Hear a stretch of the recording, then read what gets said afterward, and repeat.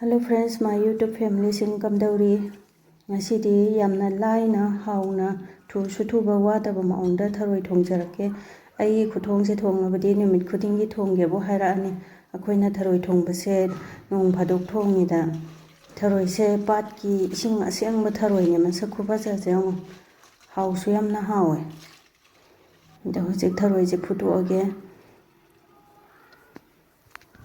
Ai tharoi khuthong je khitang di tongan bane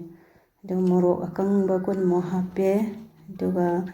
muthrubi khitang hape alu macha manga ma hape tharoi je ga hapjalaga hum laktang kam thoage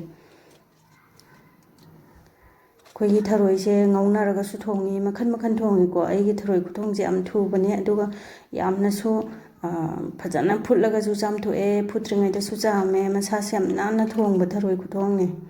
je kompak sida haidoga aluga morok se ga khandoage aduga tharoi sina akhoi ge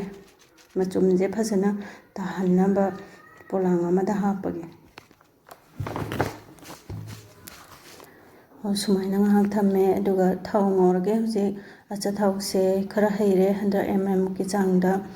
aduga jira je spoon ama ngausalle tejpata ani maga ngausalage Telau se mapum achauba ma soiraga ngausalle ji haibeta ngauraga chanamga singga asuba se spoon amamanggi chang chimo hapjalaga ngaurage aduga maru marang do loina suraba machalne spoon amaga tangkhai muk chang hapjalle aduga beta ngaure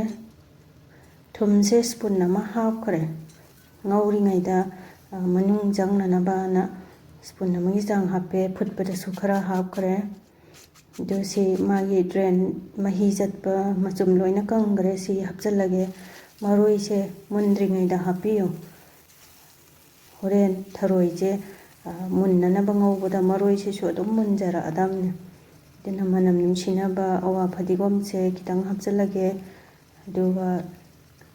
muthrubi mana su khara hapjalaga ngaurage medium flame da tapna ngaubiyo natradi yam thuna ka bane iron thoge hujik tapna ngauringai da duna garam masala spoon tangkhai am hape machu spoon ama hape aduragi di machan ju khitang hape ngari se arau bane mapum mamtang mahi hauna ba hapage morok se phajana ne kharage morok se idi khutna ne khaibada kaimta tawde loiraga hamdokpada heta chaba khopa kaim tawde do kharamdi morok se paibda heta yam sagan batawi ko do alu ji so hapjalage hoje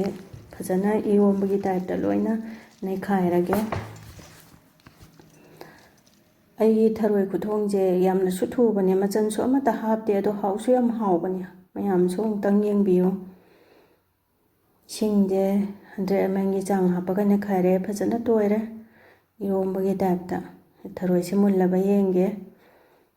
khangdagi ni na sadi yam sai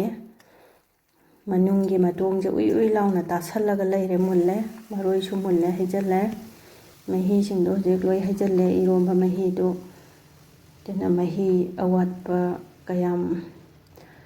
mahi se kayam hapkadage hamning ba chang da hapaga hujik sawalle kange hujik mahi yare dena loi salage awa phadigom khitang amane dege muktrubi khitang amne dege di phadigom asoiba khara ne hapjalle loire hujik dena bowl da transfer tawthoage ado mayam aigi channel bu support tawbidana subscribe tawbiramo aigi video bu loiba phaw yengbibagi damakta thank you so much bye bye mathangi video da muk thengnasiko